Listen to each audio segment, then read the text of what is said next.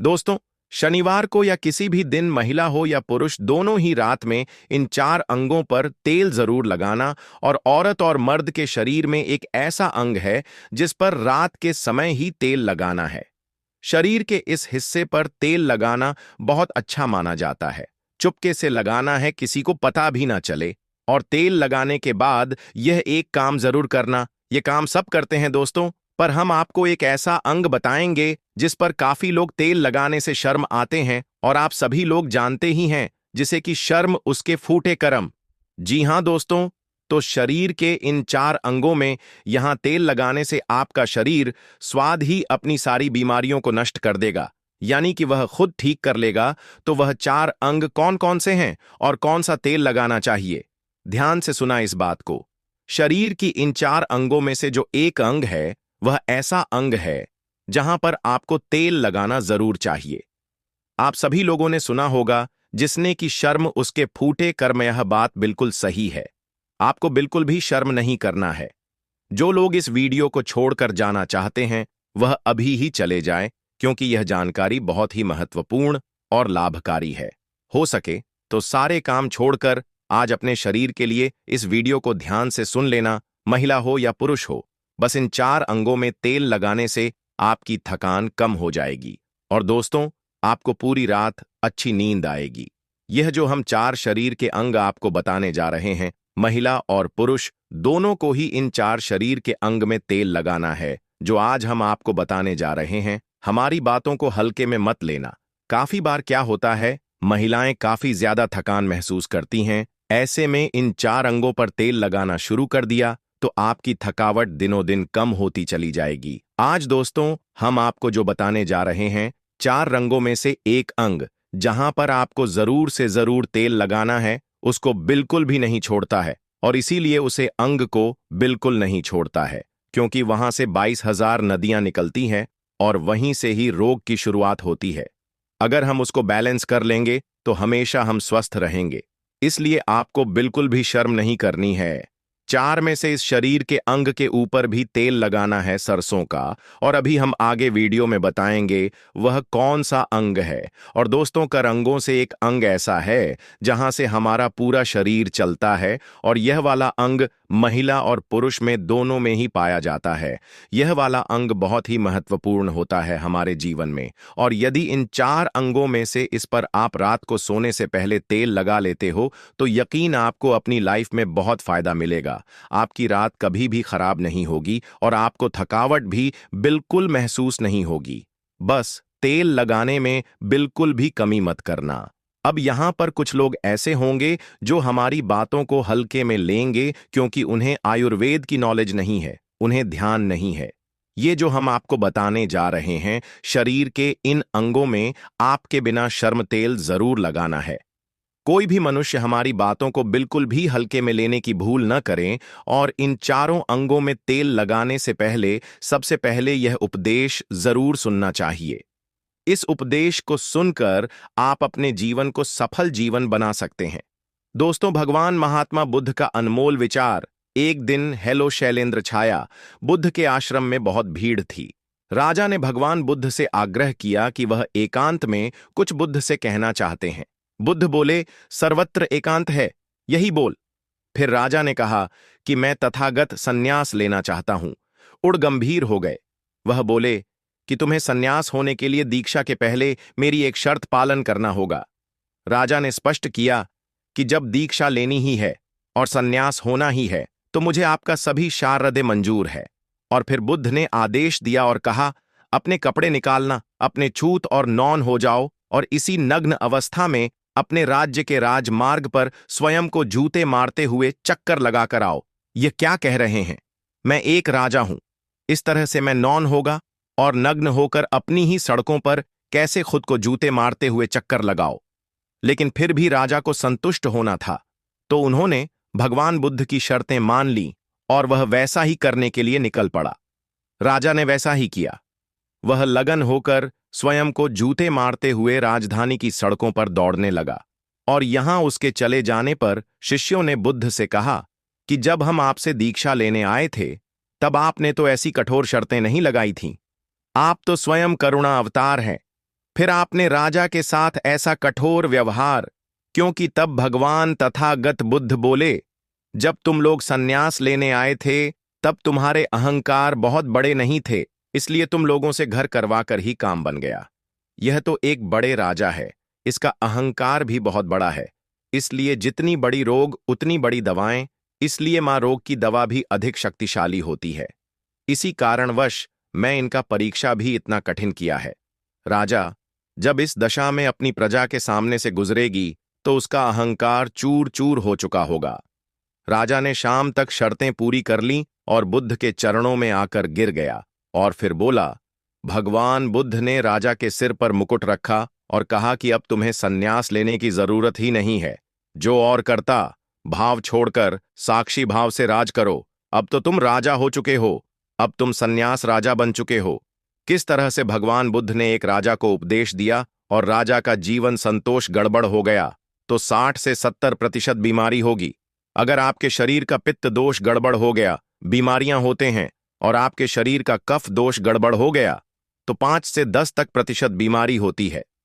अब इन तीनों प्रवृत्ति हमारे शरीर में कब से कब तक रहती है, यानी 0 से जब हमारा जन्म होता है और 14 साल की उम्र तक हमारे शरीर में दोस्तों ज्यादा होती है। इस समय कफ ज्यादा बनता है, यह प्रकृति की देन है, इसलिए बनता है। हमारा शरीर गो करता है। कफ बनना जरूरी है क्योंकि यह हमारे शरीर के बहुत ही महत्वपूर्ण है, जिससे उनका कैफ और बढ़ जाए, क्योंकि बच्चे उसे समय कुछ नहीं जानते। पेरेंट्स को जागरूक होना होगा। बस हमें अपने बच्चों को कुछ भी ऐसी चीज नहीं देना है जिससे उसका कैफ और बढ़ जाए। बनाने वाली चीज हमें उन्हें नहीं खिलाना है, नहीं तो क्या होगा, कब्ज से संबंधित जो 5 से 10% बीमारी है, जैसे टीबी, दमा, अस्थमा से जोरेनिया, यह सारी बीमारियां इसकी वजह से होती है। आपको ध्यान देना होगा दोस्तों, हर पेरेंट्स को ध्यान देना होगा। और दोस्तों, वीडियो में आगे बढ़ने से पहले अगर तुम में से कोई जय जय बजरंग बली जी को मानता है, तो अगर सच में ही भक्त है, आप इस वीडियो को लाइक कर नीचे कमेंट बॉक्स में एक बार जय जय बजरंग बली लिख देना। कमेंट बॉक्स में जो भी जय जय बजरंग बली लिखता है तो उसके मन में जो भी मनोकामना है वह पूरी कर देना दोस्तों। इसके बाद हम आगे वाली अवस्था में आते हैं, बाल्यावस्था से युवावस्था। युवावस्था हमारा कब से कब होता है? जब हम 15 साल से 60 साल के बीच में होते हैं दोस्तों, इस समय हमारा युवावस्था होता है। इस समय हमारे शरीर में पित्त प्रवृत्ति सबसे ज्यादा होता है, सबसे ज्यादा पित्त बनता है। इसलिए हमें यह ध्यान देना होगा कि हम ऐसी कोई वस्तु न खाएं जिससे हमारा पित्त बढ़ जाए। अगर हमारे शरीर में पित्त बढ़ जाएगा तो दोस्तों, हमारे शरीर में 15 से 20% बीमारियां गंभीर बीमारियां होती हैं। इसके बाद हमारा आता है वृद्धावस्था। इस समय हमारे शरीर में वॉट बढ़ता है और बात से संबंधित 60 से 70% बीमारियां हमारे शरीर में होती हैं। तो आपको ऐसी कोई चीज नहीं खाना है जिससे वात रोग बढ़। तो दोस्तों, यहां आप समझ गए कि आपके शरीर में 3 दोष का क्या रोल है। इसलिए इन 3 दोष संबंधित जो भी जानकारी जहां से मिले, जैसे मिले, उसे हासिल कर लीजिए और हासिल करके अपने जीवन में उतरे। कारण को हटा दीजिए और इन 3 परिस्थिति में क्या खाना है, क्या नहीं खाना है, इसका हमेशा ध्यान रखना है। इस दोष को बढ़ाने वाले चीज कभी मत खाएगा। अब 3 दोष के बारे में जान गए। अब यह जानिए, आपका शरीर 5 तत्वों से बना है और इन 5 तत्वों में प्रोटीन, विटामिन, सारे तत्व आते हैं।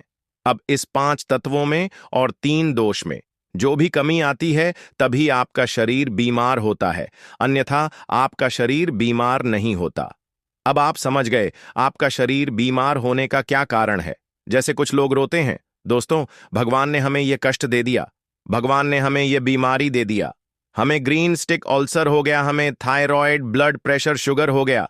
क्यों हो गया? भगवान ने नहीं दिया, आपने खुद पाला है। जब आपको प्रकृति कहता है कि खाना खाने का नियम पालन करिए, पानी पीने का नियम पालन करें, इस प्रकृति का नियम पालन करिए, तो आप क्यों नहीं कर रहे हैं? जबकि हमारा शरीर इस तत्व से बना है, प्राकृतिक तत्वों से ही तो बना है। हमारा शरीर भी पानी से ही तो बना है, खाने से ही तो बना है, पोषक तत्वों से ही तो बना है। यह सारे नियम का आपको पालन करना होगा। अब जब यह हमारा पितृदोष कह रहा है कि यह चीज नहीं खाई है, पित्त और बढ़ेगा, तो आप उसे क्यों कहते हैं पिज्जा, बर्गर? आप क्यों कहते हैं चाय आप क्यों पीते हैं? चीनी आप क्यों कहते हैं? जब आप यह सारी चीज खा रहे हैं तो आपके पेट में एसिडिटी बनेगा, आपके पाचन तंत्र बीमार पड़ेगा। तो जब आपका पाचन तंत्र बीमार होगा तो तमाम बीमारियां आपको आएगी। ये तो आप खुद कर रहे हो ना, ब्रह्मांड नहीं दे रहा है, भगवान नहीं कर रहा है, हम आप इसे खुद जाने अनजाने में कर रहे हैं। हम अपने मन को, अपनी जीभ को कंट्रोल नहीं कर पा रहे हैं। तो दोस्तों, ये सारी चीज आप छोड़ दीजिए। अब दोस्तों बात करते हैं हमारे शरीर में तेल कौन सा लगाना चाहिए, कहां पर लगाना चाहिए, उसे पर जानते हैं। समझिए आपका शरीर निर्माण कैसे होता है। इसे सुरक्षा करना आपके हाथ में है। इसकी सुरक्षा आप खुद करिए।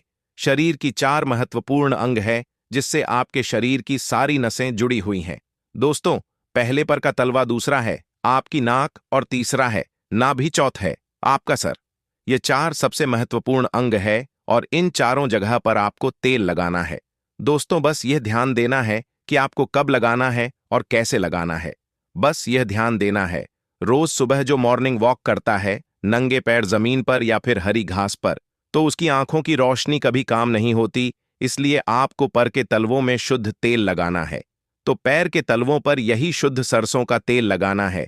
जब आप रात में सोने जाइए उसके पहले गुनगुने पानी से अपना पैर धो लीजिए।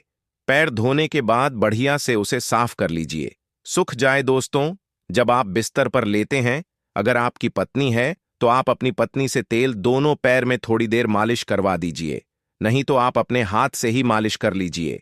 रात में सोते समय यही शुद्ध सरसों का तेल, और जैसे ही आप अपने 5 मिनट दोनों हाथों से मालिश करेंगे, तेल से गर्माहट आएगी।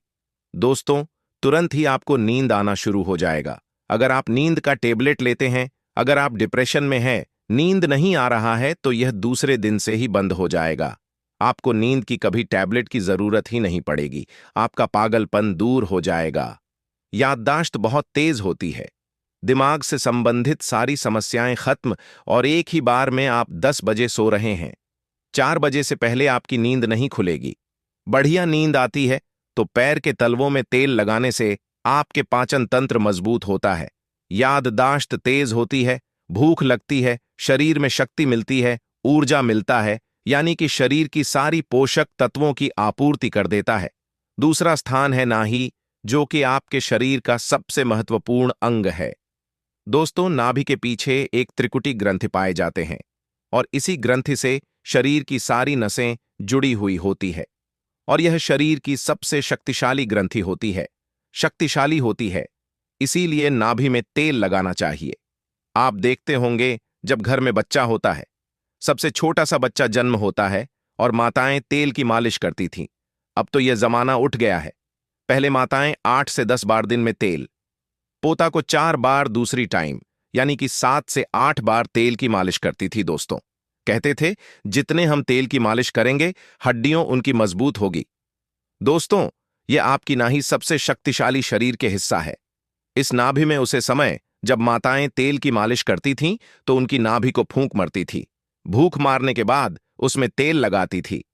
साफ तो दोस्तों, आपको नाभि में तेल लगाना है। किसका तेल लगाना है?